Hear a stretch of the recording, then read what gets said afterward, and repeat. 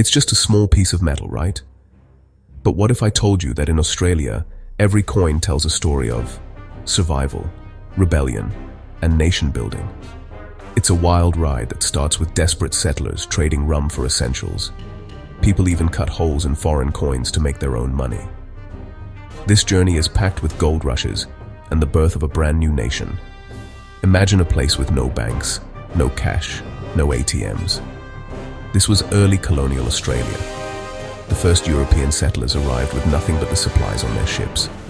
To get things done, they had to be creative, using whatever they could find as payment. The most famous and notorious was rum. The drink became the lifeblood of the early colony's economy. Workers were paid in rum. Land was bought with rum. The Rum Rebellion era shows how desperate the need for proper money really was. From this disorderly beginning, a fascinating story unfolds. The colony was flooded with a bewildering variety of international coins. But the biggest challenge was keeping them here. Almost as soon as coins arrived, they were drained right back out to pay for imports. Faced with this relentless currency crisis, Governor Macquarie devised a truly brilliant plan. In 1812, he secured a shipment of 40,000 Spanish silver dollars. Instead of releasing them, Macquarie hired a convicted forger and paid him to punch a hole through the center of every single one. This created two new coins. The large ring was named the Holy Dollar, officially worth 5 shillings. Mutilated, it was worthless in foreign ports, so it stayed in Australia. For the first time, the colony had a coin stamped with its own name, a powerful symbol of identity. The small plug became its own coin, the dump, valued at 15 pence. It was the workhorse of the colonial economy, perfect for everyday purchases. Together, the Holy Dollar and the dump formed Australia's first distinct coinage system, a uniquely Australian solution to a uniquely Australian problem. But as the colonies expanded, the demand for small change again outstripped supply. So, enterprising shopkeepers took matters into their own hands, minting their own private penny and halfpenny tokens to keep commerce flowing. They were tiny advertisements you could carry in your pocket. The year 1851 changed Australia forever. The discovery of gold triggered a frantic continent-wide gold rush. This tidal wave of people and the wealth they unearthed upended the colonial economies. In a bold, technically illegal move, the collapsing colony of South Australia passed the Bullion Act of 1852, striking the Adelaide pound. It was the very first gold coin ever produced in Australia. The sheer volume of gold forced the government to petition London, and on May 14, 1855, the Sydney Mint opened, the first Royal Mint branch outside England. Its job was to turn Australian gold into the Empire's premier coin, the sovereign. But these sovereigns had a unique design. For the first time in history, the word Australia appeared on an official imperial coin. On the first day of the new century, the 6 colonies united to become one single independent nation, the Commonwealth of Australia. Yet for years, the new nation still used the same old British money. The call for a truly national currency grew louder.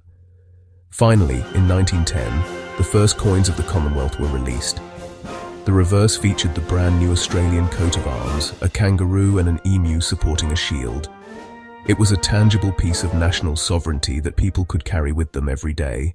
For more than half a century, Australians lived in the complex world of pounds, shillings, and pence. 12 pence to a shilling, 20 shillings to a pound. The designs evolved, and in 1937, the penny received its famous bounding kangaroo, a powerful and beloved symbol of Australia. The Great Depression produced one of Australia's most famous rarities. The government ordered no pennies for 1930, but a mint mix-up led to a few thousand being released, creating a legend. World War II forced Australia to ask for help, with US mints producing our coins, a wartime lifeline that kept the economy functioning. By the 1950s, the old system looked inefficient. After years of study, the government made a momentous decision. Australia would switch to a new decimal currency.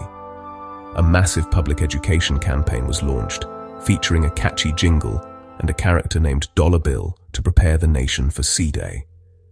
In come the dollars, in come the cents. The new coins, designed by Stuart Devlin, featured a stunning collection of iconic Australian wildlife. When changeover day arrived, the switch was remarkably smooth. It was a final farewell to the old British system and a confident step into a new economic future.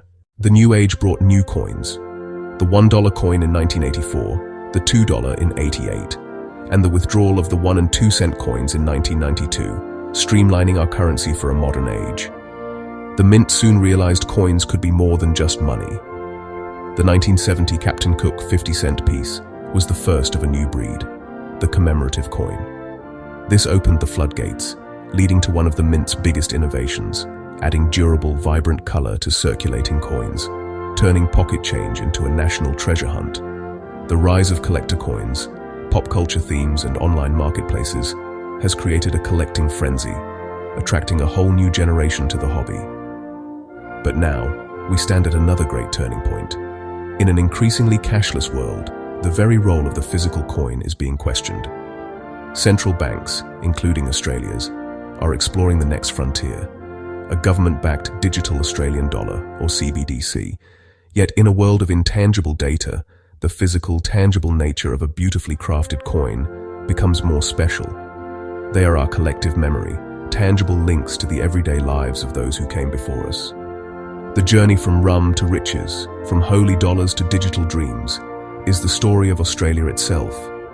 It is a story of survival, innovation, and identity, a story that is still being written one coin at a time.